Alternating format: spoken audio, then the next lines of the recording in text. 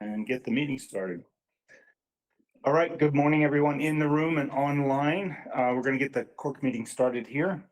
And calling to order, and as usual, we'll start with the attendance. And Mike, we usually start on the end, so we'll go with you. Good morning, Mike Burke, Superintendent. Joseph Gaddis.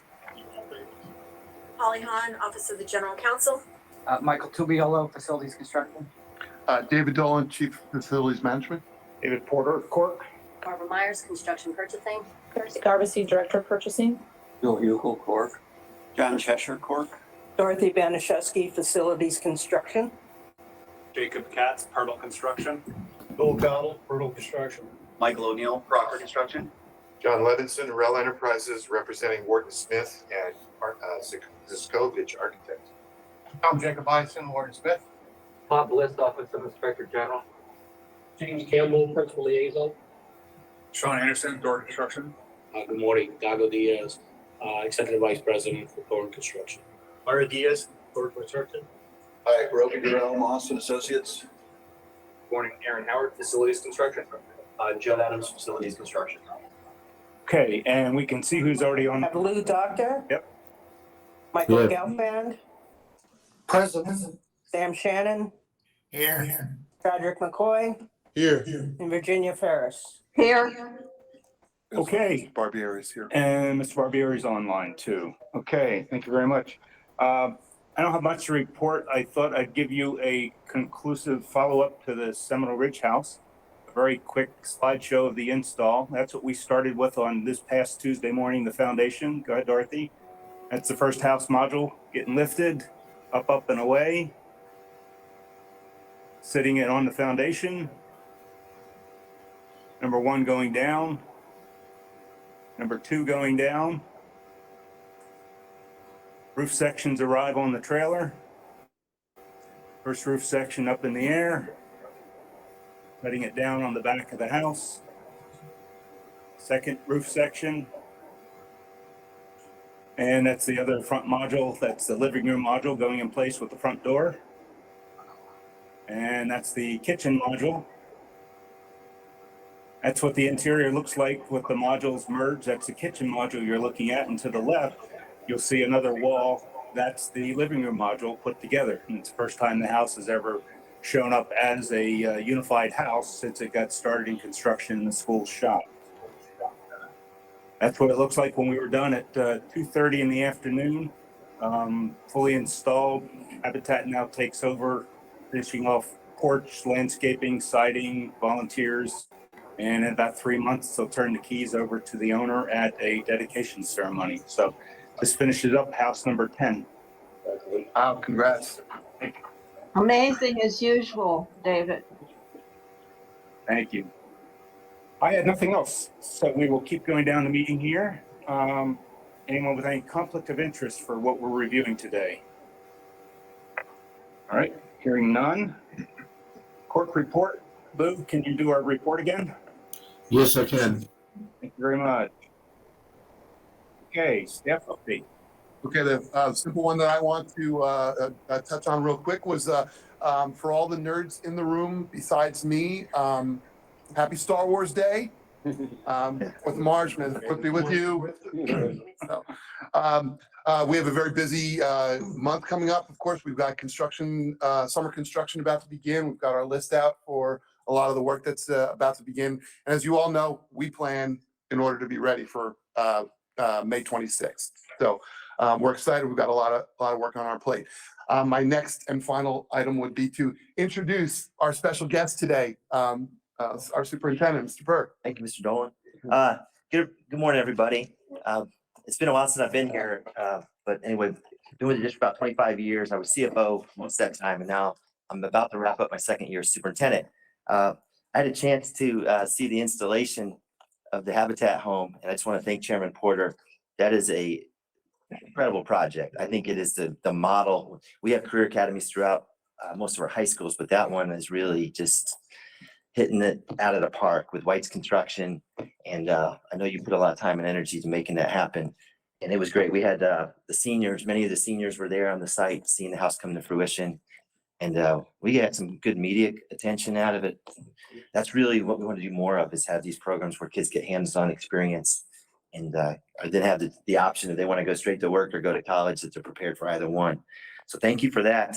I know there's been some conversations with this committee, and I think you guys, first I want to thank you for the job you've done. You know, even when I was CFO and having involvement with trying to get referendums passed to bring in more revenue to our district, we could not have done it without this committee, Cork, and also the Referendum Oversight Committee, or ISOC, I should say. So that's incredibly important, that when we can go back to the community and say, look, we are keeping an eye on the money, and we're, you know, building projects on time and on budget. So I really greatly appreciate, I know there's a lot of paperwork that wades through this committee, and it takes a serious commitment on your part to volunteer your time to really help us and help the board make sure that they're getting solid recommendations from staff and that they can feel comfortable voting on those items. I guess what kind of prompted me here, to other than just bring my gratitude, was I know there's been some conversations where Cork's not, you know, as interested maybe in digging deeper into security issues, because I go further back in my career, basically most of our security projects, if not all, were kind of overseen by our school police department. And we've gotten bigger, and now we have more of a partnership between school police and facilities management to make sure that these security related projects get done. Obviously, security is like top of mind for everyone. We have, you know, the Marjorie Stoneman Douglas Public Safety Act, which we are fully compliant with, but that brings a lot of oversight. So the state has an Office of Safe Schools that is routinely visiting us. They have inspectors in Palm Beach County that are going onto our campuses unannounced, checking things. We have our Office of Inspector General that also is now dedicated some resources to checking on campus security. Our board has passed a campus security policy that deals with things like making sure doors and gates are kept locked, that people are using the Fortify Florida app. Our Centegix panic alarm kind of deals with all things security. But I guess what I want to share with this committee is there is oversight, and there is a mechanism for the board to kind of get closed door sessions on security. We can have closed door sessions with the board that would include our Chief of Police, Chief Mooney, our Deputy Chief of Police, Vanessa Snow, who is also our designated school safety specialist, and then Mr. Sanchez and myself, and really whatever staff need to be there. But that gives the board the opportunity to kind of deal with issues on security in a closed door format. And the closed door is important in this regard because with security, we don't want to like tip our hand to any potential, you know, give out too much information that could potentially be used against us if people had bad intent. So I would just kind of offer that. I don't know if that's helpful, but I know there's been some conversations about, well, should Cork, does Cork need to run down this avenue to dig more into security projects? And we are, reticent to do that in a public forum. I wanted to offer that there is other avenues, there's other bodies that are kind of looking at things, and that the board has that opportunity to, to call us in for a closed door session. I know Chairman Barbieri's online here, would join us for the meeting, but that was kind of my main point, and I'd be happy to take any questions, Chairman. Well, the one thing I'll start with, we've had previously where the GMP for a contractor, security is already covered because it's already on the drawings, it's already part of the GMP. We just look at the overall GMP. But then there's been a few change orders where school police will go out as the school's being finished, and they'll go, okay, we got a blind spot there and there. We need a camera. We need a couple more card readers. That comes back to Cork through a change order process, then goes to the board. And at least that's where I've had questions. Okay, should we even be looking at that and critiquing that and say, no, we don't think you need an extra camera there.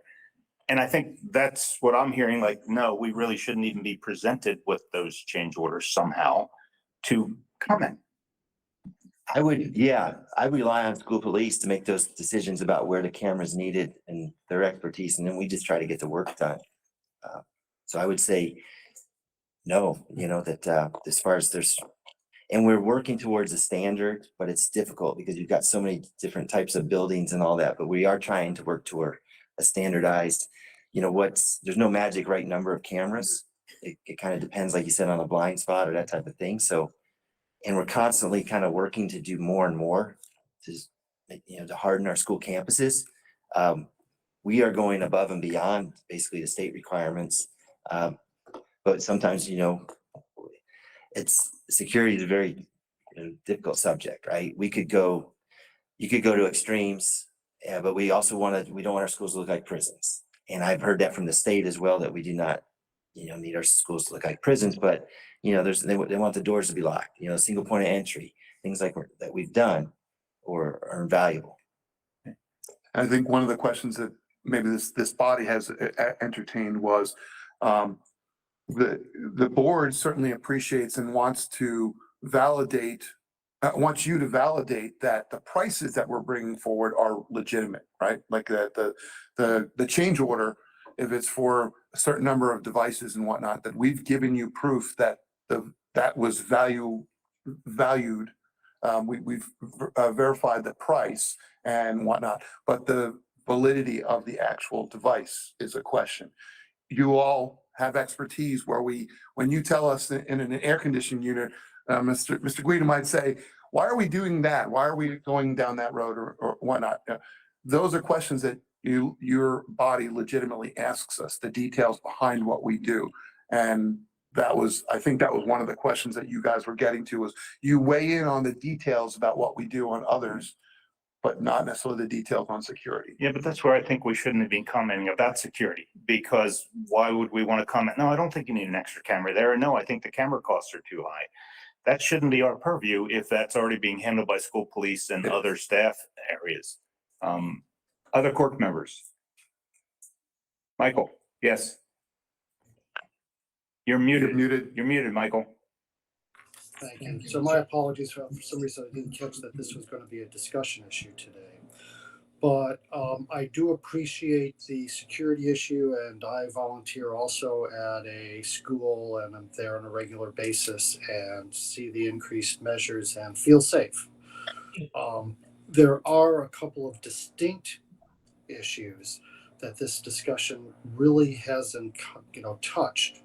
The first one is the process, and Cork does not just review and see if this is the right type of roof membrane or the appropriate concrete, but also we get involved in the process of undertaking specifications, particularly concerning change orders. One of the matters of my concern has been that after the specifications have been prepared is the return back for change orders after the fact, which usually are at a higher price, and also call into question whether the first evaluation was appropriate or not. So that's where I think that Cork's approach would be appropriate. Some of us do have information and have dealt with security issues. That's particularly one of the matters that my clients have increased concern about, especially with the recent legislative changes, where we're dealing with literally the legislature is telling my clients we're giving advice regarding camera locations and types and specifications. So some of us do have that experience here. If the school board wants to tell us, no, don't deal with this at all, then let us know that, all right? The second part is, I appreciate the fact that no one wants our schools to be looking like prisons. But we're dealing in a situation now, and we only have to look to our neighbor to the south, as well as all over the country, all right? After the fact, people look at and they're increasingly commenting as to what went wrong at all of these public locations where we're having mass shootings. And the numbers are getting worse and worse and worse. And in many of these locations, there are law enforcement officers or trained persons, retired law enforcement officers, private officers, and they're not able to stop it before it starts.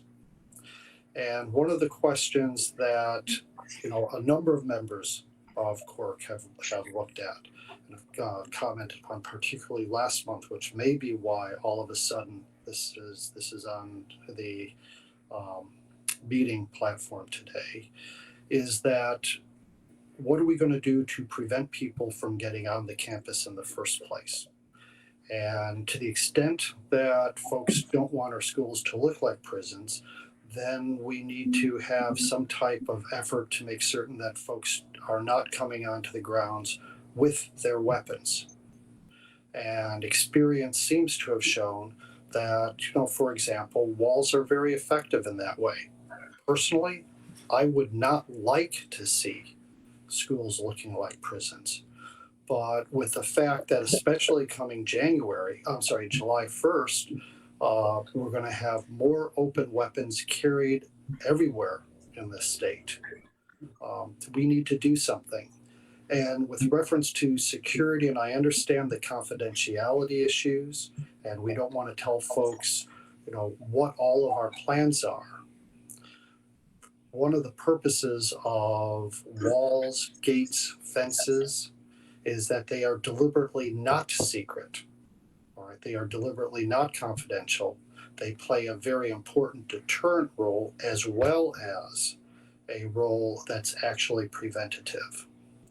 So, if it is the wishes of the school board not to, then great, let us know. Give us that direction. With that said, particularly watching with the way that public officials are being removed, you're going to be looking over your shoulder when the next thing happens and the chief executive of the state starts removing folks after the fact. Because they didn't do everything before the fact. Thank you. So, let me just offer this. So, we're paying close attention to the legislation being passed. So I understand the concerns around permitless carry. That does not apply to school sites. You're not allowed to bring a gun on school campus or any of our buildings, period. We are working with school police and our communications department. We understand we're going to have to communicate that message. That we're probably going to have to put up additional signage, and that's basically how we're trying to approach that issue. I don't envision us coming to Cork and saying, design us the most secure school and how would you deploy walls and all that stuff. That is the expertise I'm relying on school police for, and they're helping us with that in terms of where the gates should be, where how we approach that. I can't, I work for the school board. So I have the 7 school board, they're my bosses, and I try to stay in tune with what they would like to see happen. But I cannot speak for all 7 of them here today.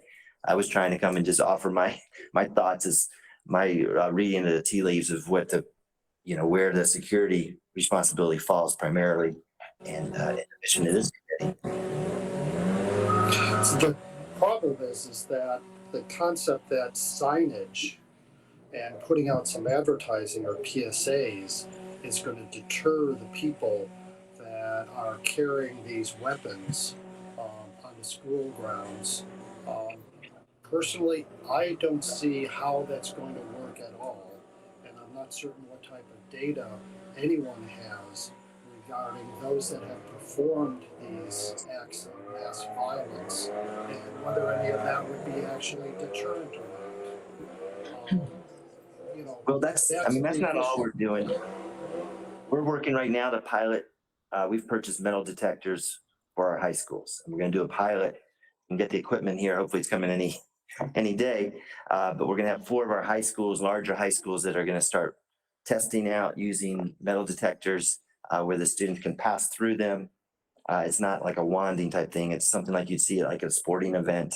And that's just another layer of security, I am concerned with permitless carry that, the parents that are carrying might not remember that they need to leave their gun at home when they're taking their kids to school. That's a valid concern, but I would not expect a member of Cork to lay out a strategy and a plan on how to harden our schools against permitless carry. I feel like that is overstepping your role. Well, unless we're given specific direction, I respectfully disagree, especially with the experience that we have seen in other locations, looking at my client locations, and particularly to the extent that individuals are promoting additional carry, maybe they ought to see what the actual price is going to be with the proliferation of these weapons of of mass killings. Well, I would, I'd offer also that, that you're appointed by your respective school board members to, you should be having those type of conversations and sharing whatever thoughts you have and relaying that to your board member. I think, Mike, what I'm still hearing is that we would like a directive, I think, from the board, just to tell us hands off. It's a kind of unusual situation. We have a dozen advisory committees and I cannot recall a time where the school board had to address their advisory committee and tell them which way to go or not. So that's why we're probably wrestling with that a little bit. I was in charge of a budget committee for years. And at one point, the budget committee was interested in privatization, right? And the school board was not interested in privatization. And as the staff liaison to the committee, I kind of relayed whatever information back and forth that I could have. And eventually, we moved on from that topic, but I never called a question to the board or invited the board into the committee or the committee into the boardroom to hash it out. I feel like that's where the board members and the committees need to meet with each other, the respective appointees, and maybe have that conversation. But it is kind of an unusual request to say, look, we want the board to come in here and tell us what to do with this issue. Well, I look at it like we have certain tasks under the policy for Cork, or what we're supposed to do, what we're not supposed to do. That policy predates all of the intense security issues, I think, that have now developed. So I think we're just looking for direction. Should we comment about, a change order coming in after the fact in terms of extra cameras? Because one of our comments was, wait a minute, if this was a mechanical engineer and he was missing 5 air handlers on the drawings, we'd be saying, hey, pay for it. But we've been told, no, wait a minute, school police is allowed to kind of come in and look at a school after it's been built and decide what extra stuff has to be done. And yes, that's going to be a change order. And we're going to pay for that because we have to listen to school police. And that's where we're kind of like, okay, are we part of that process, or should we just let school police handle everything for security? Okay. I guess one of the questions becomes is what type of oversight they're going to be. And with everything else in the public sector, there are multiple layers of that to not only ensure that funds are properly expended, that the product is appropriate, but also just as important to restore public confidence. So on one hand, as the chair has noted, there are questions regarding the process. The second part, I must go back and think about how much time, for example, we have spent looking at what type of roof should go on a building, as well as items that may seem insignificant but have a substantial impact, such as, waterless toilets and do they work and all the different impacts. To today, looking at a change order as to whether or not we should be lining pipes or not, and the impact on cost and timing. All of those pale in insignificance to the question of overall safety. And particularly as we have folks saying we need to have, permitless carry and everything else, we know the number of guns is going to increase. And yes, you're right about being concerned about parents bringing guns to school. There was an article in the Post, I believe, over the weekend as to the number of guns that are coming into the courts is just increasing phenomenally, and problems are going to occur. If we spend so much time on roofs, toilets, sanitary lines, literally from top to bottom of the school, shouldn't we be looking at what goes around the school and make a comment? If the school police and the board don't want to go down that road, so be it. But I have difficulty sitting here as a citizen if we're not going to be looking at those issues. Thank you. Okay, any other Cork members, comments, questions? I was just gonna say if the police department and the school board design criteria people and the architect at the time of design, if they could get together and maybe have the architect walk the police through the campus, through the floor plans, and get a solid design in place for cameras and things like that, that'll help mitigate some of these change orders after the fact and say, oh, we need a camera here or there. sometimes that architect will help expose these blind spots that are available or around that maybe the layman looking at a floor plan can't determine or spatially have a concept about. Through, Dave, that process, I mean, does school police have a knowledgeable plan reviewer design person that actually looks at the plans and does the security layout? And they're very knowledgeable at reading plans and understanding 3D spatial. They are, and in fact, their assessment, I'll try to keep it on an upper level. Their assessment is thorough, both from a plan perspective, reviewing plans, very, very knowledgeable, very experienced in that. But also, they don't do so in a vacuum. They actually visit the school. They, when evaluating an existing school, again, I'm sorry, I'm talking about existing school. They work with the principal, the resource officer at the school, the administration, to understand what are the challenges that they experience, not just what do you physically see. So they're addressing not only what they know as these are the trained experts in security, but also what other problems exist on the school that don't show up just by walking to actually talk to them. So they're getting feedback from multiple locations in their evaluation. Virginia. I just want to agree with Michael. I think there are other processes that we look at. We may not say you need the camera or don't need the camera, but we might be talking about the cost escalation. How is that fitting in with a budget? How is this come to? Part of the reason for citizen oversight is to be sure that things just don't get out of control because there's no citizen looking at them. So I associate myself with Michael's comments, but again, we'll follow whatever the direction is of the school board. If I may respond on one of the points that Ms. Ferris is referring to, the costs, when it comes to the security measures, the security, a lot of the security features that are being installed are being procured by the school district directly. They're oftentimes through our term contracts. So while you may see a change order for security measures, the vast majority of which is actually going through a set priced contract. That's why Darcy, I don't want to step the bounds, but Those vendors are bid awarded vendors, and those are going through a process that have been vetted and they've been awarded. So there's eyes on that from the purchasing standpoint as well. so there are variants. I mean, I know we put conduit in, the contractors here might put conduit in and they're going to charge you a price. Is there a premium paid during construction for an extra couple of conduits? Perhaps, perhaps not. But in the grand scheme of things, that's a very low cost in comparison to the overall cost of the security measures that we're implementing. Dave. Yes. Both things.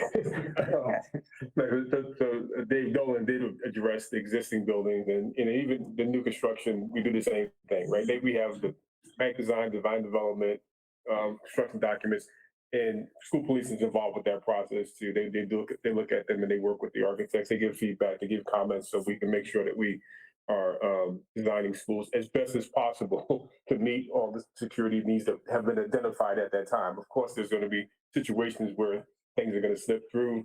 You can't, nobody can picture perfectly exactly how things are going to look, even with the latest technology and BIM and all that kind of stuff. There's still some circumstances that until you get into that space, you're not going to realize how that space really functions. So we do that. As Dave Dolan mentioned before, we really don't have a problem explaining the process. Darcy touched on it about how we control the costs so that we don't have vendors just naming prices and we just paying everything that we have.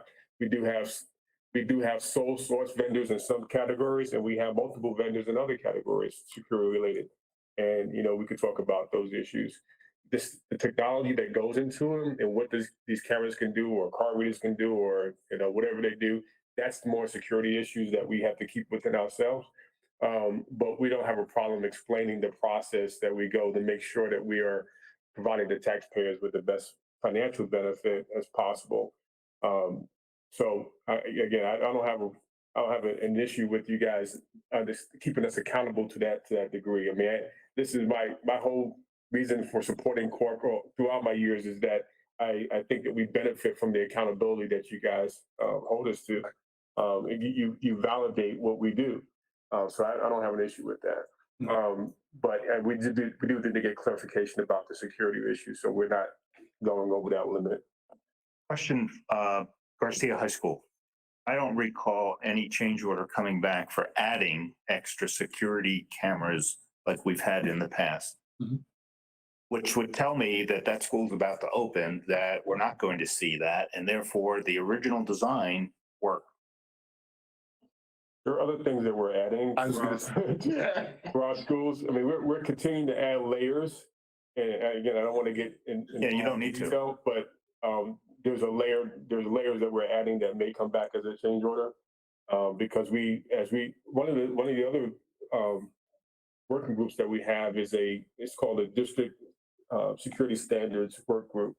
And that group is looking at what things we can add to our schools to make them safer. And that includes principals, assistant principals, and others. Us, we bounce things off of them about what we're doing. We bring things about, because Dave and I think I mentioned at a previous meeting, that we go to these conferences across the country and we see what other school districts are doing, what vendors are bringing to the table. And we bounce these things off each other and say, well, this work in our school, does this make our school safer or better? Does it make your job easier? And that committee helps us vet these things to make sure that we're doing a good a job as we possibly can. So, I mean, I just think that we have a lot of different layers that are helping us make this right. And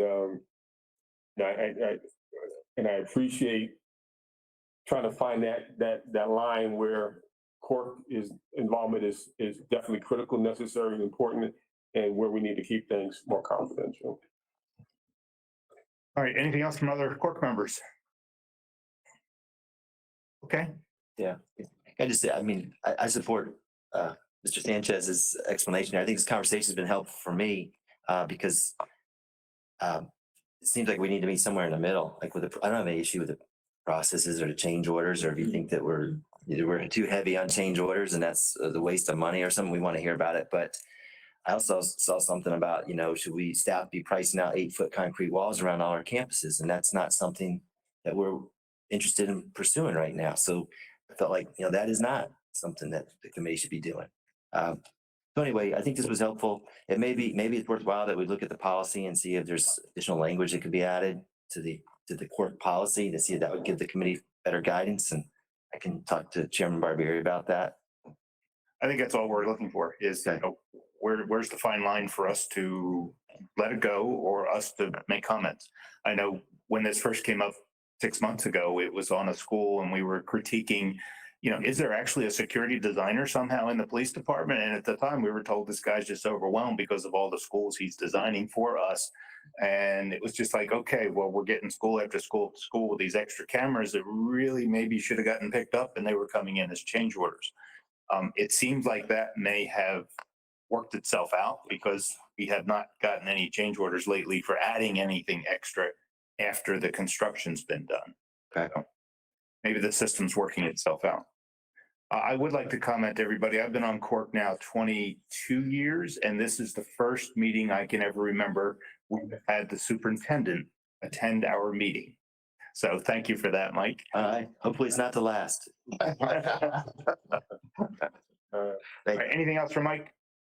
I just want to say thank you to the superintendent and all, and as he observes the staff that we have around the proverbial table, I will say that they are very cooperative and bring us information so that we can make an informed decision.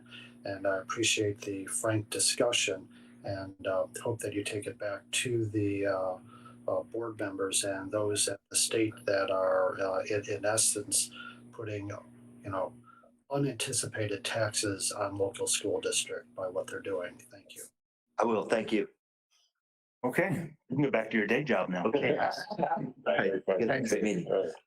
All right. Okay, we're down to public comments. Lots of public here today. No public comments. Okay. Consent agenda. All right, court members, ready? FC1. FC2. Yeah. Okay. FC3. C4, I cannot hear who's pulling items. If you could speak up or say your name. so far it's Mike Guida on FC2 and John on FC3. I'm also on FC2, Gelfand. And 3, Michael? 2, FC2. 2, okay. Okay, PC1. And PC2. Okay, the only 2 pulled were FC2 and FC3. I need a motion for the other ones to go forward. Move the other items to go forward. Second. Second by Stan. All right, poll list, please, Dorothy. Bill Hukill, Yes. David Porter, Yes. Frank Simon, Yes. John Cheshire, Yes. Ken Lassiter. Ken, He said aye. okay, Yes. thank you. Lee Doctor, Yes. Michael Gelfand, Yes. Michael Guida, Yes. Sam Shannon, Yes. Chadrick McCoy, Yes. Virginia Ferris. Yes.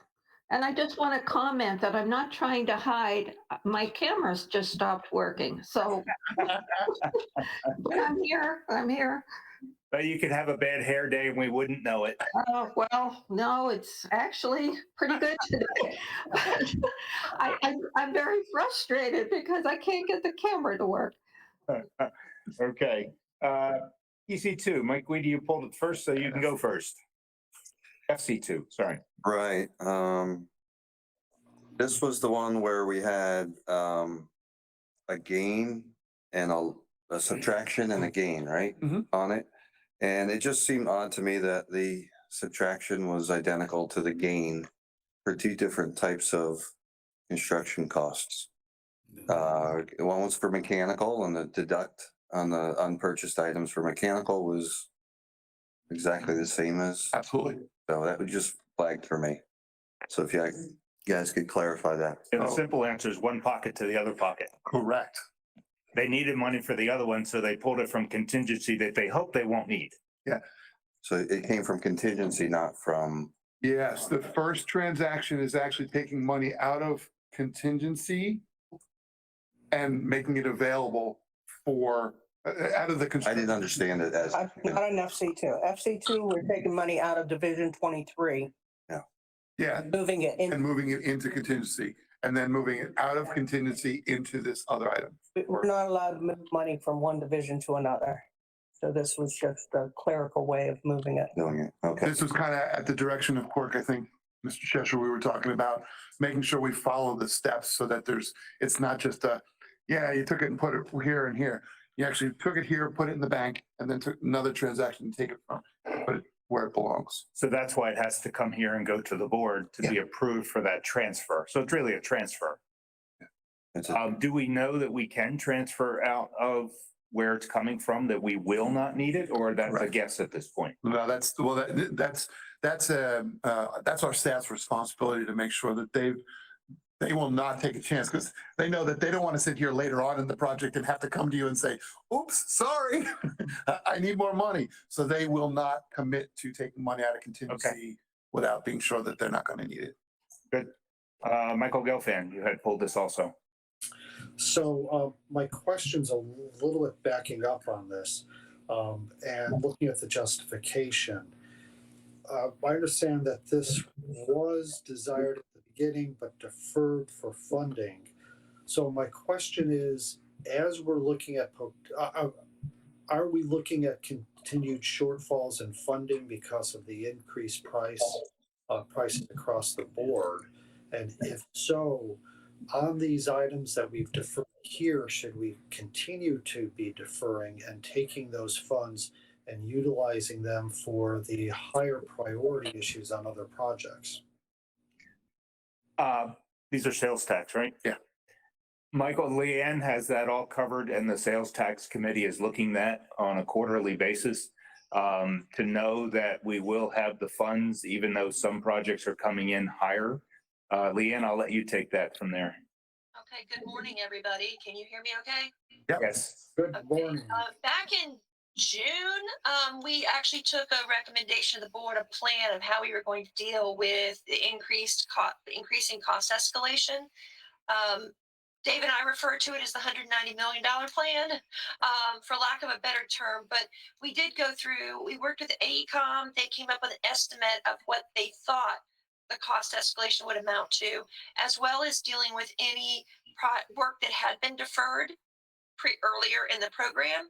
That total cost added up to about $190 million, which thus the name. There were some other things planned in there as well. And what we've done is gone through and identified, and we can bring this back at a future meeting, Dave. I think if we haven't brought it to clerk before, it'd be good for you to see it. It really identified there were 4 large facility renewals that were about $20 million a piece. We moved them into a COPS issue, and that freed up about $80 million of sales tax revenue. We've also identified money that we believe is going to come in excess of the original budget, and sales tax revenues have been coming in. We're at about 123% of projection. It's coming in so quickly that we do expect that the sales tax will end a year early. So, but even if it ends a year early, we would still have additional revenue that comes in over and above projection, just based on the way the ordinance was written and the fact the sales tax has to end at the end of a calendar year. You can't shut it down in the middle of a year. So we added that number in. We've added in interest earnings. So we're tracking all those things and came up with a plan that we could fund those expected overages. One of the things that Dave and the AECom team, and I don't know, didn't hear Luis on the call, but Luis is with AECom, and he's come up with a way to track all of these items so that we can go back to what the original estimate was for the overage, that 190 million. And so far, all but one of the projects that have gone to the board since then have come in less than was projected. So we're trying to track all of those. So we do expect that you're going to see items coming in over budget. Absolutely, it's going to happen. I wish it wasn't. I'm the person that says, please don't increase project budgets. Dave and I go through this all the time, but it's just the fact of life in the world we're in right now. Everything's coming in more expensive. So we have a plan in place. Happy to bring that back to you all. I apologize if we didn't bring it to you at a previous meeting. I thought we had done so, but we can certainly bring it to you so you can see that there is a plan. Dave and I are in the process of actually updating that right now, just based on the latest information we have. For example, interest earnings are coming in a lot higher than I projected when I did this plan last June. We didn't know that the Fed was going to start raising rates as aggressively as they did, and interest earnings have increased significantly. That's some extra money. We had a line of credit in place to allow the construction team to go as fast as they could. That line of credit is going to expire in July, and we're not renewing it. We don't need it. Every time they come to me for sales tax money and we're moving things up, we're able to make it work because the money is coming in so much faster than projected. But I had set that interest earnings aside to pay for interest cost if we needed to draw on that line of credit. I'm comfortable saying we're not going to draw on that line of credit. It's expiring. That money is available to use at any time. So we do have a plan in place. I think that's She doesn't want me to spend that money, by the way. That extra money she's talking about and interest earnings, she's made it clear, don't think that's yours to spend. So I'm still working within the 190. Yes, he's going to work with the within the 190, but I'm tracking all of it to see what room we have to maneuver. But I'm happy to bring that back at the next meeting to just, if we haven't brought that to you before, happy to bring that in so you can see the thought process. We took that to the board. We took it to the Sales Tax Oversight Committee right away. They needed to see it to understand how we plan to complete the project list, because that's the goal and that's the main purview of ISOC, is just to make sure they can check the boxes that we are doing everything on that list. The other piece that was not included in that presentation originally is that Dave and his team are going through and closing out projects. And I don't think we brought this up at the ISOC meeting on Friday either, but they are closing out projects, and there's extra money coming off projects as they close that are being moved into the reserve. So we're very comfortable that we're going to be able to finish all the projects. You will see projects come in over budget that we need to add money in. This particular one is not actually coming in over budget. I believe if you look at it, the net impact is zero. They're moving it within the construction contract, but there are others um, that are going. And if I may, I want to try to make sure I address Mr. Gelfand's issue on this particular item, because this one is, I think you're referring to the fact that there's paving work that in our description explains that we had deferred that at the beginning of the project, and we're now coming back to it. And that is in fact part of our calculus on each and every facility renewal. We do have a contingency line item in the construction contract for the just in case, what we don't see behind the walls kind of thing. But what we've found on the 5 years plus that we've been running the program is that we don't often use up all that money. So we're kind of doing that anticipated, expecting that money to be, some of that money to be available at the end of the project. So while we say we may defer some of it, for in this case, I think we are doing some asphalt parking at Loggers Run already. That was part of the original contract. This was another section of the parking lot. This is the bus loop, I think, that we were doing.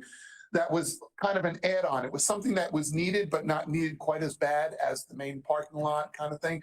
So we're recognizing that contingency is available, is going to be available at the end of the project, and we're addressing items that are certainly needed. These aren't we don't want court to think these are, oh, well, while we're at it, let's just spend the money. No, these are items that we definitely think are needed. It's just not quite as bad in the beginning as some of the other focused items. Yeah, Leanne, I think it would be good for the next meeting to bring that 190 back with the balance sheet that you're talking about now, where AECom is tracking how much comes kind of off of there to show us a balance remaining in that estimate. Okay. Yeah, So we're tracking that. We're tracking it at that school by school level. This is one time where I'm going to tell you, I want to give it to you at a total picture of where we're at and say that we've completed, we've funded 30% of the work. There's still 70% more. I don't want to get into school by school. And the reason is the minute a principal sees there's extra money on their school, they will find things they need to spend it on. And this whole program is predicated on some schools coming in over budget and some coming in under. We want to make sure that we're not showing that school by school level, but be assured we're tracking it that way. So I hope that makes sense. I saw some smiles across the tables and on the screens, but there's a reason why we're not showing that. Instead, I want to show the percentage of schools that are complete, that are checked off. So you'll be able to understand that if we've got 80% of the money left and we're at 70% of the schools left, we're in good shape. So we're going to give you some kind of mechanism to be able to judge that. But Frank Simon, you had your hand up. You're muted. Is Frank muted? Yeah. You're muted, Frank. No, your hand's not up. Okay. Okay, Michael Gelfand. Oh yeah, thank you for that explanation. It helps out a lot. One question, not exactly the same, but I think it's related, is as interest rates are going up and we're looking at comps and bonds, are we to be concerned about the impact of that when we're out borrowing? Well, I'm paying a lot of attention to it. We have factored that in of greater concern, and we'll certainly talk about this more at the next meeting, but one of the bills that has been approved by the House and the Senate, not yet signed by the governor, is going to require that we share capital outlay millage with charter schools. So we're factoring that in right now. One of the reasons I'm not up there today is on my other screen is the capital plan, and I've got it balanced across 10 years, but not year by year. So we're working on that right now just to see what the impact is. But overall, the impact of the charter school shift with the latest version of the bill is $362 million across the 10-year plan. So that certainly has an impact on everything we're doing, just as much as interest rates do. We have 2 more sets of borrowing to complete in the next couple of years. We have one that's scheduled for September, October, and then one a year later. So certainly we're taking into account with that. I work with our financial advisor and they update it based on the interest rate projections. Federal Reserve raised rates by another quarter point yesterday. All indications are, I'm looking out at and here I get it. Here's I'm showing my geek side. We're looking at the yield curves and where we think the interest rates are going to be when I'm borrowing at a 10-year bond for a 15-year bond, and those rates are less. There's a bit of an inverted yield curve right now, so longer term borrowing is actually less expensive than short term borrowing right now. You can watch a finance committee sometime to hear us talk about projections for recessions and interest rates, and we have really thorough discussions about that. But to your point, Mr. Gelfand, we're certainly taking into account the interest rates. I'm getting a lot of additional information and monitoring that very closely. Thank you. Related issue, you mentioned the 362. That's only on the capital side. That doesn't take into account the Right. aid that's going to happen for reimbursement of vouchers. Yes. Yes, the two different things. They reimburse the vouchers. That's a whole different thing we're dealing with. And honestly, even once the legislature is done, I don't think we're going to have a good picture of the impact until we see which kids show up where in the fall. So, and that's a huge unknown. The legislature has put a budget in place to deal with shortfalls if their projections were wrong. The last time I looked, and I have not looked at the latest budget that just came out, but I believe it was $350 million they had set aside to address anything if their projections are wrong. But that is something we're very worried about, very concerned about. It's out there, and you can gosh, we have budget advisory committees and school board meetings where Heather Frederick, our CFO, spends some time talking with the board. And it's the first time we've ever gone into a budget where there's so much unknown. We just don't know what the impact of that is going to be. And it's not that our students are our students could be leaving to go to private schools with those vouchers. It also could be students that are already at private school that never intended to attend a public school, and they will be receiving those vouchers. So they were never in the model for FEFP. So the question is just how many students in the state are going to be rolled into that FEFP, which is Florida Education Finance Program. How many kids are going to be included in that? And the number of students we expect is going to be significantly higher than ever before because it's picking up students in private schools. So yeah, the number I quoted at 362 is strictly capital. So I wish I had a number that I could tell you. We'll be talking about that a lot, and when school starts, we do the 11-day count to see how many students we have, and finding out from the state how many students are in private schools that are participating in the voucher program. Thank you. Anything else on FC2? I need a motion then. I'll motion to have it. Second. All right, Michael and then Virginia. Any comments? Any further discussion? All right, poll list, please, Dorothy. Bill Hookio. Yes. David Porter. Yes. Frank Simon. Yes. John Cheshire. Yes. Ken Lassiter. Lou Doctor. Yes. Michael Gelfand. Yes. Michael Guida. Yes. Sam Shannon. Yes. Chadrick McCoy. Yes. Virginia Ferris. Yes. Thank you. Okay, FC3, John. Dorothy, could you bring up page 25 on this one? Just two change orders due to a change in a concrete supplier, concrete shortages, the crane issue, and it was a time extension. So it was a pretty complicated issue, and CM provided some pretty good documentation, one of the best I've seen, except on this page right here, which gets down to the dollars. I'd asked a question about the verification for the concrete pricing and the cubic yards. And if we start with the second table, Dorothy, I understand that the concrete was purchased by the district. You have purchase orders that verify all those prices and the cubic yard purchase, correct? This is their estimated total. Right. So we have not purchased all of the concrete yet, but we are verifying the dollar amount as we get the invoices for them. And we are verifying the cubic yards as well. We haven't totaled up to this complete amount yet. But the concrete price per cubic yard, that's what you're paying. Correct. Your purchase orders. Correct. Okay.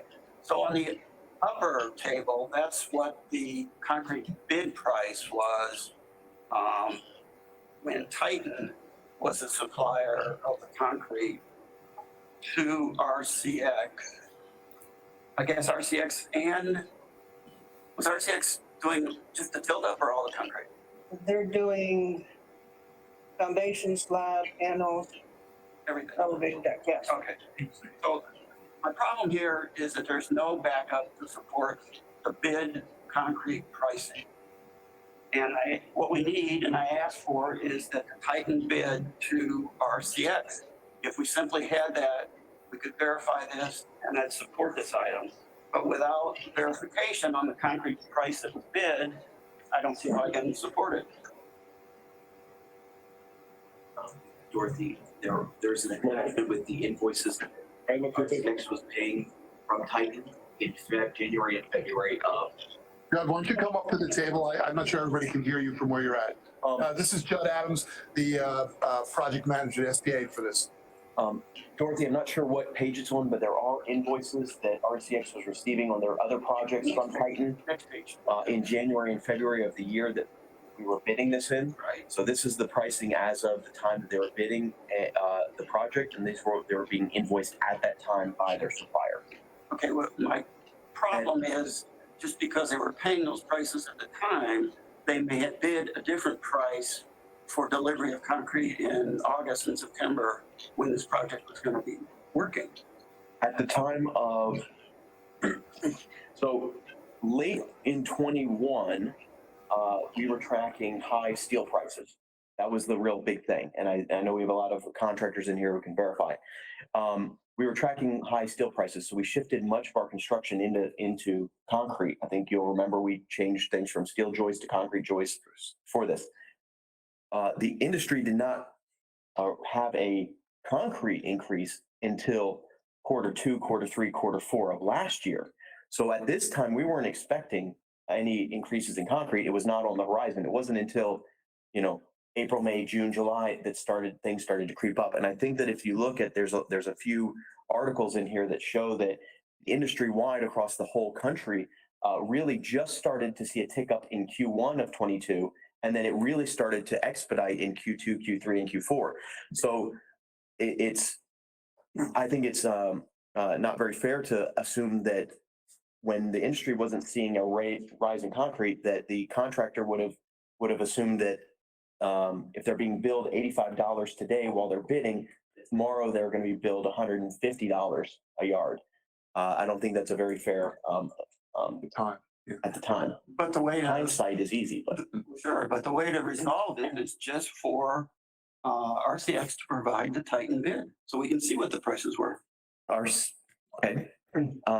All this money is going, just so you're aware, all this money that we're taking from contingency for the buyout. Okay.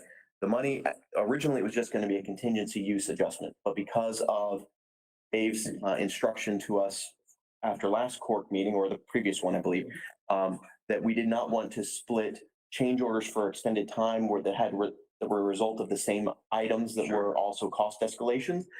So we reconfigured this whole contingency use into a change order so we could address both at the same time. So it was very clear that we were removing it. But this money is coming out of construction contingency back to the project contingency to then change order into concrete, which is then going straight into our DPO item. So ultimately, all this is doing is increasing our DPO items so that we can continue paying the bill at the existing rate that we're doing. So at this point, I just want to be clear, none of this money is going to the contractor, none of this money is going to RCX. All this money is basically coming to us to pay for our DPOs. But it is going to the RCX. No, it's going to Titan or whoever the. Mashmeyer. Yeah, Mashmeyer. We're directly purchasing the concrete. Right. So it's going to concrete purchasing that we're paying for, not to the sub. Yes. Okay, this is a very large change order, over $200,000. The price of concrete, stop right there for a second, Garcia. The price of concrete on this project went up 50%. Here is, scroll up just a little bit. There. This is the Mashmeyer pricing they're providing. Again, we need the Titan bid to RCX in order to compare it with these prices to see how we come up with the $200,000 plus. I do not have a price from Titan showing a bid price to RCX from 2 years ago. I understand. I don't have that. But the CM should be able to get that. The only thing I have is the actual invoices at the time that they were that RCX was bidding it, that RCX was providing, this is what they based their proposal on, these prices, because that's what they were paying out the door the same days they were bidding. Okay, we're just going in a circle here, but my point, we need to see the bid. Let me ask a question. Is it even possible to get that? Is there a document that exists? So if that document doesn't exist, it's not possible for us to provide it then, right? So How did RCX provide a bid to the CM if he didn't know how much he was paying for concrete? because they weren't paid, because we're probably doing those projects. He was doing it based on a quote from that time, right? Wasn't it? Well, If you're laying concrete today and you're asked, hey, how much is it going to cost me to lay concrete? I'm going to use my existing prices because there was nothing indicating in January, February of 2022 that we were going to see 30 or 40% increase in costs. That was just not on the radar. I don't think any of the contractors in here are going to tell you that they were expecting a 30 or 40% increase January of 2022 before the end of the year. It wasn't on the radar. When they priced it, they were pricing it based on quotes that they were seeing out the door in January of 22, which is these numbers. January and They didn't actually give a quote of. Saying that, but until I hear a contractor say that, that's just, you're guessing. let's hear from the contractor. I was gonna say. Contractor's right behind you. Right behind you. Can I speak or? Yeah, absolutely. Yeah, go ahead. Come on up to the table, and introduce yourself just so everybody knows who you are. Good morning. Hope it's good morning. My name is Dago Diaz. I'm the Executive Vice President for Thorn Construction. So basically what was explained by Jed and obviously David is exactly correct. At the time of the bid, when we do bidding, some of the I would say 99% of the subcontractors, what they do is they either go ahead and get pricing from their historical record, and they go ahead and that's what they put in the bid. Or they try to get numbers from whatever concrete manufacturer or vendor there is. Most of the contract manufacturers will not provide that information, so they have to base it on historical data. And it's a risk for them. Absolutely, it's a risk. However, like it was pointed out before, there has been a tremendous amount of increase on all materials, not only concrete, all materials. And if you indulge me for a second, just to kind of put other numbers in perspective, steel in the last year has gone up 57.2%. Copper, 48.9%. Concrete, about 48%. So sorry, I interrupted you, but we understand all that. Okay. We've been through all that, but we just can't write you a blank check without some verification. we're not asking for a blank check. And definitely I would never do that. I've been doing this for a long time. What we're saying is, here's the material escalation. Here's what the DPO was. Here's what we provided, what we were paying for it. But to provide information, what was added there at that time, it's impossible. We don't have that information. No one has that information. Well, you'd say that, but are you sure RCX doesn't have that? You've asked them, and they said they don't have a bid for the concrete. We have. In fact, if you look at the backup that has been provided here, it's quite extensive. Right. And we've asked for everything. This was not taken very lightly when we brought it over here. And if you want a letter from RCX for that, we could get that too. Please, I would. We definitely. So we rented the DPO to the concrete suppliers, right? Was there a DPO written to Titan at any time or not? No. It was never. No, by the time we actually, so after we got the GMP approved and we're moving into construction, actually Titan at the time said, we've picked up a big project, we can't even do yours now. So the Thornton team actually had to work with RCX to find a secondary supplier. And the only one that we could find in the area that would supply us in our timeframes was Mashmeyer. And at the time, the only openings they had were for 3 a.m. pours. So we've been dealing with night pours for months to get the concrete poured. And we've been rationed to 250 yards a pour, 2 pours a week. I know that Maluka is dealing with the same thing. So it's not just a hey, a cost increase. It's also a time increase. It's also a change in sub or supplier because of the the inability of Titan to actually, do the work at the time. And so it's been rough to try and even get it going, because the only other option was to say, fine, then we don't move forward. And that's not an option. So I just want to add something. And by the way, it's not only here in Palm Beach. We do work all the way from Monroe County all the way to Orlando, Orange County, and it's in every area happening the same thing. We are under concrete allocation, which becomes extremely difficult, and that's why we had to change our pours 2, 3 o'clock in the morning. I think that's it. Which, as you can imagine, we are paying for labor a considerable amount of money, overtime, and those type of things. So, and obviously these numbers are here, but we could try to get you that information. I could tell you it will be impossible. The only thing I could do is get a letter, and I don't know if that would work. The one thing I do want to point out, and I'm not sure, I will have to ask the staff, phone and staff, would this stop our future pours right now, because we need this to be taken care of? And is that going to cause a delay, or is it has been done already, all the pours that we needed to do? We will say 90% of the four are already fixed. And if this change order doesn't get approved, does that mean then, and it's not a change order, let me rephrase the nomenclature. It's a change to, from contingency. So the money is in the project. It's not that it's in the project. So my question is that going to stop the future pours then and cause a delay? Currently, we have paid all of the April invoices out of the DPO. Or I'm sorry, most of the April invoices out of the DPO. I believe there's 1 or 2 that are still we haven't gotten received yet, but they were late April. But at this point, the concrete DPO is almost completely Completed. Used up. So that could be definitely a future problem in terms of delay on the project.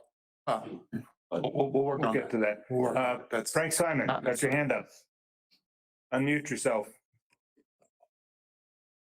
Yes, in the past, on projects in New York City, because of the traffic problems on ready mix being delivered, we actually set up on-site small batch plants to make our own concrete, and we could bring in the raw materials at night, which is not the same as trying to do a pour at night.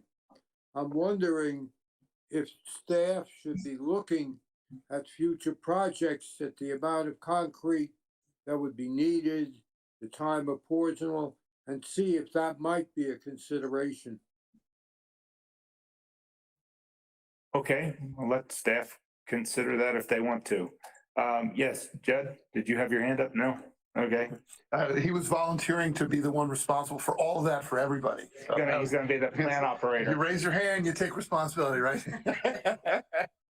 Just got a question. I'm trying to understand your concern. If Titan said they were gonna do this for $85 a cubic yard, or they said they were gonna do it for $45 a cubic yard, whatever it was, the district was going to be paying for that regardless. And it was going to be at whatever cost we were able to purchase it at. So if they included $85 a cubic yard, and it actually came in at 45, then the district would be paying less for it. And we would have retained the money that we put into the DPO account, extra money. I'm not sure that's correct. Algo's nodding his head, yeah. I don't say, I just saw a contract nodding out his head. It's DPOs, so basically you are paying for the DPOs. So whatever that DPO is what you're paying directly. But you So- have, in your GMP, you have a price for fill wall. You're gonna get that money. Gonna get what, I'm sorry? You're gonna get that money, whatever your price is in your GMP. Yeah, but it's DPO.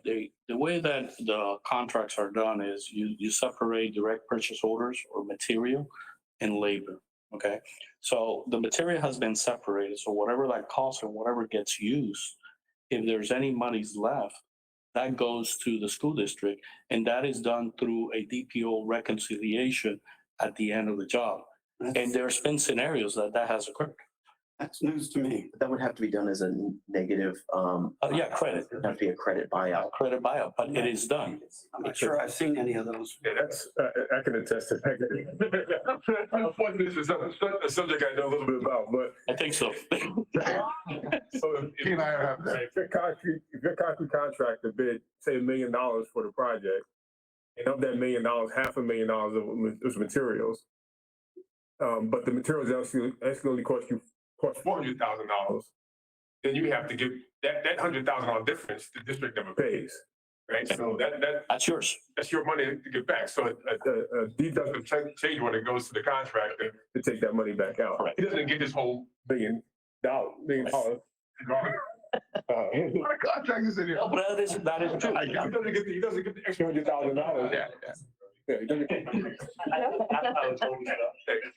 And we have been doing that here all the time. I know the job. Yeah, you're right. Okay, I'm keeping an eye out for that one. Well, I want to, everything goes. He just said he was. I want to move this along. Any other comments on this one? No, again, I'd like to say it was a good job overall on documentation. We worked hard with staff and it was great. It was. Thank you. Thanks, John. It was good because you guys are making it. I'll make a motion that we move FC3 forward to the board without objection pending receipt of the letter from RCX. Dang it. All right, any other comments or discussion? Well, can I ask? I'm going to vote against that motion because I personally don't think we need the letter. So that's just my opinion. You had a comment? Well, I was going to ask from a timing perspective, because Let me reword it. because it's going to the board. If it's not received by, no, it'll be backup provided to us at next month's meeting. I trust him that he's going to get it. He's going to get something from them. So we'll do it pending receipt in time for next month's meeting for backup. How's that?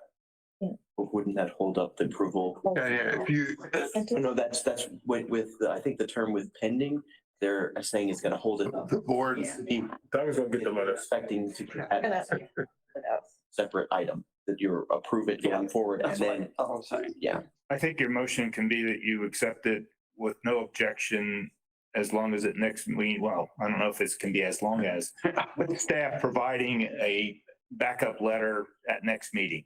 But that way it goes forward and we'll just stay on top of staff until we get that meeting. yeah. Fine. That makes sense. And that would, Is that okay? yeah, would. Thank you.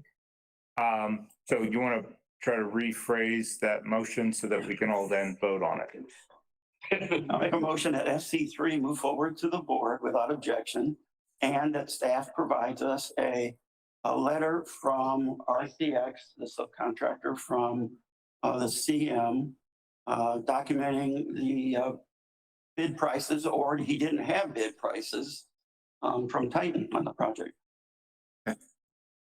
Okay, do I have a second on that? Second. Any other discussion or comments on that? Okay, Paula Starthy, please.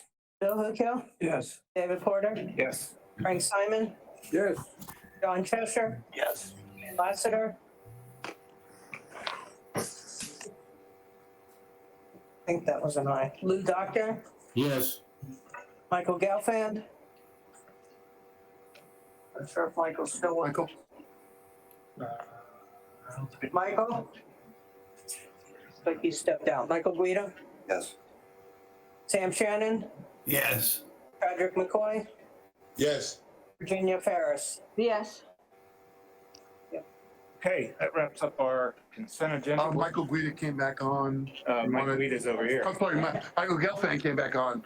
I think he's on his phone. It's the Mike G thing. Yeah, no. I wrote that down and realized I got right up his name. Today. I'll vote yes. All right, thank you, Michael. Yeah. Okay, we're down to in progress FCA work update. Okay. Thank you. Thanks, Doug. All right, I'm gonna zip through this because I just want to get down to some of the, we only met 3 weeks ago. So this is a little bit of an update from the last 3 weeks. You can see the numbers haven't really changed much. Go ahead, go. There's the same list of the upcoming solicitations. It's ongoing. We're moving forward on a bunch of projects. Got our work cut out for us. Here's Cork's preparation for projects. You'll notice that May and June, we've got a couple of items. We don't have something until August, and then we really don't start hitting the big stuff until October. So I don't want to say that it's going to be a light few months, but you might not have as much. You might not have 1,000 pages. It might only be 750 to review each month. So go ahead, scroll on. Development activities, you can see it from based on the other stuff. We do have a lot. This is a busy time for our prep work. Barbara's absolutely, going full speed on getting us a lot of our contracts underway. Go ahead, next ones. Yeah, same thing. Designs continuing on. We've got a couple of our GMPs. I was going to touch on this slide just as a reminder to everybody. We are big picture schedule. We're opening up 2 new schools this summer: the high school Garcia and the middle school West Boynton. In addition to that, we've got Grove Park and Malaluca. Those are both going to open up in the early fall, say October-ish. We've got a date that we're shooting for. Because they're new schools, I know I can hear the exasperation, but they're basically new schools where we're bringing all new furniture and new everything to those schools. So it's a planned move. So we've got that in place. At the same time, we're also you've seen some Winbrook and West Riv are both modernizations that will be starting up over Christmas break, but you're already seeing the pre-buys. You've already seen Winbrook's pre-buy. Next month, you're going to see the pre-buy for West Riv, meaning the early procurement stuff. And Angel's also, not that Angel's not too busy already, but he's also starting up new construction at Pine Grove, which is a modernization. The good news on that one is they're not really moving to a holding school. They're staying on campus. They're working on some buildings, building the new building, and then when that new building's done, they'll move the kids out and into the new building and finish up the parking lot. It's a little bit longer process, but Pine Grove is a project that is kicking off right now. You guys did the early procurement already. So just on new construction, on big construction, there's a lot. And that's not to say that there's a whole bunch of other SPAs that all have facility renewals and minor projects that they're all working on. So go ahead. We can scroll through these real fast. You're all welcome to go read these at your leisure, but these are the updates on all the facility renewals. It's more impactful to realize that there are 5, 6, keep going. I'm at page 5, page 6, 7 pages worth of projects, facility renewals. Here's some of the photos of the types of things that are going on. And I always remind everybody, our facility renewal projects, they're not sexy. They're not the kinds of things that mom and dad go, wow, they're really spending the money. But you can't understand. You all know, because that's what we do, right? This is the important stuff. This is what makes the school good and brings that standard of cleanliness, of good operations up. So you can keep going through those pictures. Gravel covering on flat roofs? A gravel covered roof? Well, I'm not gonna. I can get myself in trouble because I did this. What was it, last month when you made reference to the white roof and it wasn't really white. It was the actual. But so okay, all right. I'm gonna stay out of that because they all busted me on that. Moving on. You can see we got some. There's something pretty. We got a scoreboard. But there are, like I said, a lot of these things. Most people would be like, whatever. You don't know how important it is for us to do roof work at Limestone. That if the shell isn't good, the rest of the school is going to be problematic. Okay, so now on to the cool stuff. Angel is working on Garcia High School. It is really coming along. It's really coming through. Kudos to the contractor for keeping it moving forward well. Go ahead, Dorothy. Let's just roll right into the pictures. You can obviously see the school's really taking shape. The sports turf. We're doing artificial turf on the football field. It is. Artificial. I think we actually brought that to you when we did the change order to upgrade the field to artificial turf. Okay. It was originally slated to be grass. But yes, it's part of our upgrade amenities. Right.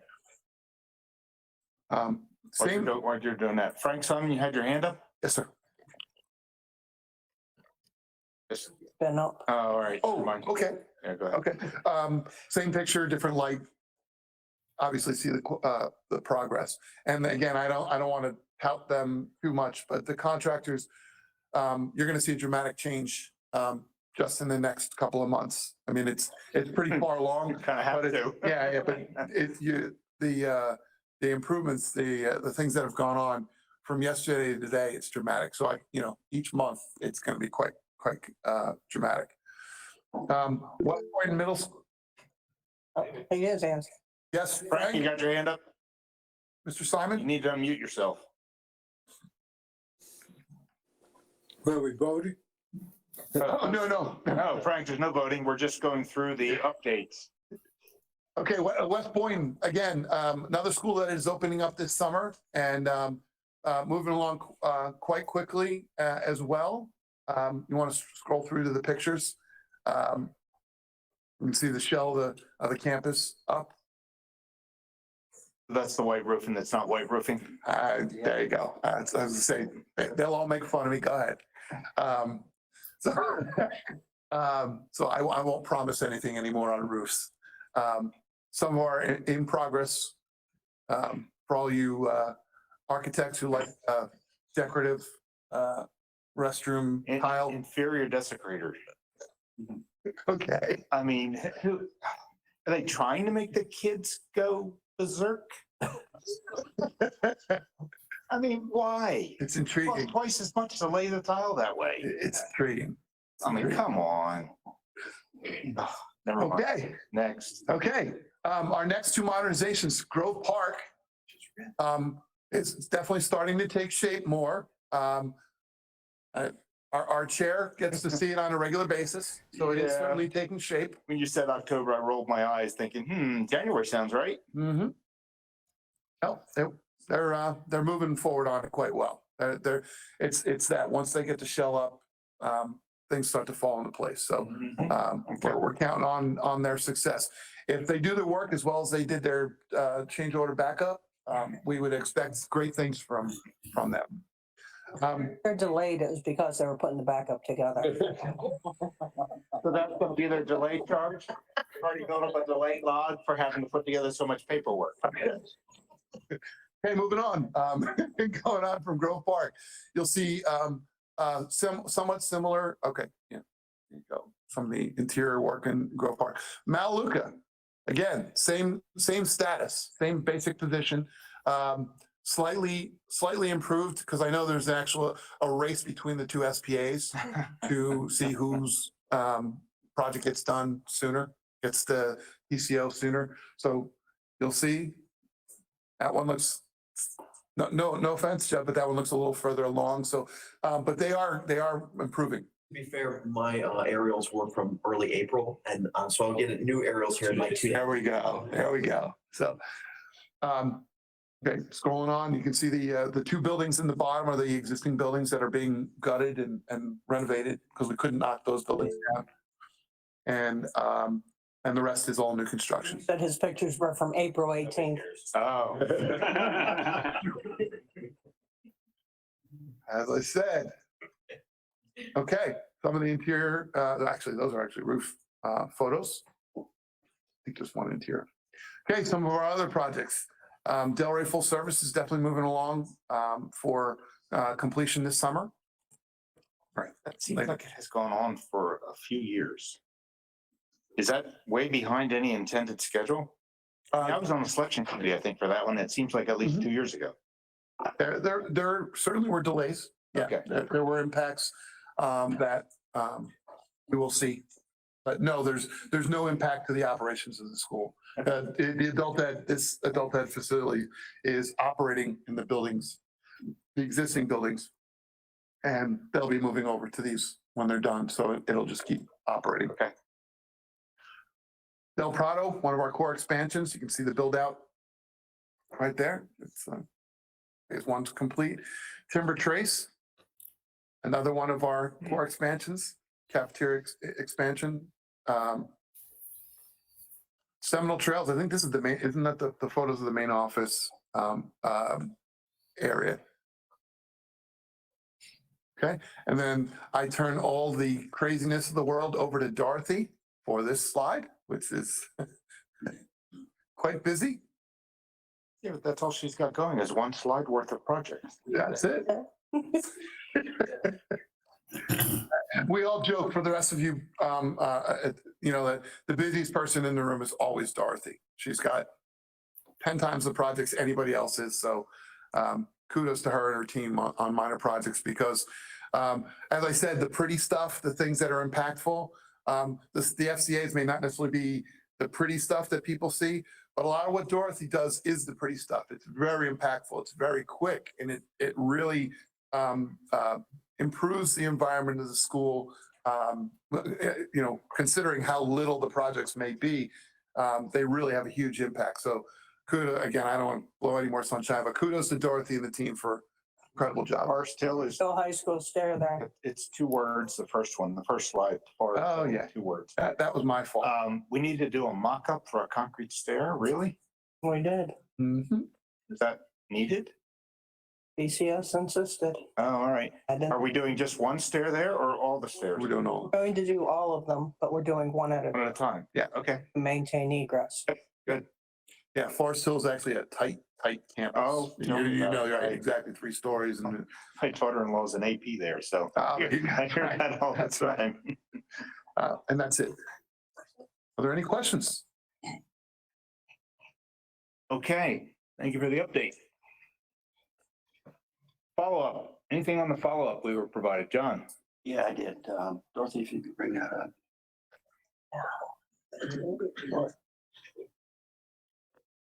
I think I need to see page 3.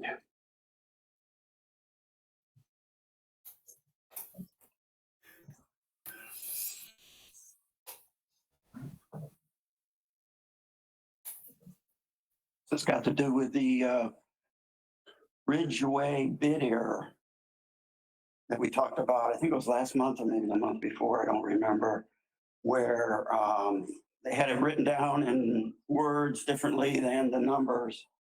So I asked for backup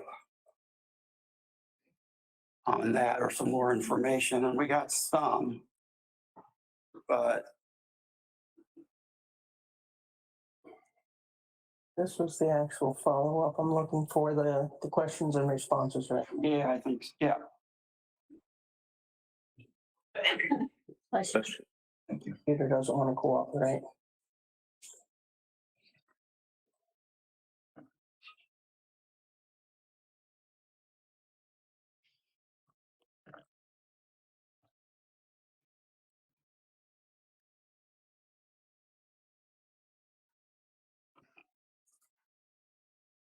Page 3. Right. Right there, number 5 comment. I asked for an explanation. You remember it was 2 spots on the bid. It was the where it filled in, Ridgeway filled in the bid amount. And then later on, there was a tabulation of the different buildings. And that also added up to the 1,689,000. So I asked about to explain that. And the last sentence on response, the section 7 cost breakdown items were incorrectly entered by Rightway, resulting in the incorrect total amount. And I just disagree with the incorrect total amount. That was the correct total amount. And whoever put the words in was wrong. According to this, it was in 2 places, that pricing. Can we pull up that original bid? Because there's the 1.8 number is in other locations on that bid in the backup and several other locations. So there's everybody involved admits there's obviously an error there, and it wasn't intentional to have 2 different numbers on the bid. There would be no reason for that. So that's what we came down to. But there are several locations going. When you total up all the breakdown that they have, there's the summary with the 1.8. Right there's there's a bold. Where's the, what do you know what page there where it's got the big bold 1.8? That's kind of their overall total. Remember the page? Right there is 1.86. So you can see that's where they broke down their price in detail, and they came up to 1.86. Regardless of what it was, when they went to do the buyout, the sub said we can't do it for that amount. So basically, it's a buyout overage that they can't do it for that 1.8. It should be, or 1.6. It should be 1.8. So they negotiated with both low vendors and said, okay, if we can't do it for that amount, what's the best value we can get for the district? And they came up with a 1.7 number. So that's actually lower than what our 1.8 number. So it's almost like a buyout savings we're getting back of $70,000 if you want to look at it that way. I know you don't. You look at it the other way. That's a stretch. But either way, we're paying the 1.7 million for that scope of work. So if they would have just came back without backup information and said that we can't do it for that, essentially they did. They can't do it for that 1.8. They could only, they're 1.6. They can do it for 1.8. We would evaluate the bids and take the best value, and that's what we would get charged for that. I don't think it's fair to point to a clerical error and have them eat that cost for a simple clerical error when it's a buyout charge is what this is. I'm not sure it's a clerical error. That's my contention. I don't know. Well, there would be no other reason to put two different numbers on your bid in 4 different locations, 1.8 here, 1.8 here, 1.6 there. There'd be no other reason that I could think of for a sub to do that because they're risking getting disqualified for one. They're risking not getting the project. They're risking all this stuff. What would be the point of that, you know? But what's telling to me is where they break down the prices per building and they come up with a 1.6 million. I mean, that's the number I would look at. I mean, if you went in to buy a car and the guy told you it was $30,000 and you come back tomorrow and the next day and he says, whoops, I forgot to charge you for the air conditioning that you wanted. It's another $2,000. Well, what are you gonna do? It works the same way the other way too. You know, if they told us it was 32 and if they told us it was 1.8 and they bought it out for 1.6, we say, yes, let's go for it, right? This isn't a buyout. This is a mistake by a subcontractor that they're asking the school district to pay for. Well, they're asking us to pay true value for the work that was performed because that was negotiated between all the subs that bid on it, and that's what we're paying. We're not paying for extra than what we're getting. Sure you are. I don't look at it that way. Comment. I'm gonna disagree on it. I guess there's nothing we're gonna do about it, but I just wanted to point it out. Okay, anything else on follow-up by anybody? All right. Discussion items for the next meeting. Anything we have specifically? Dorothy, I think you're keeping a running tab of things that are coming back to us.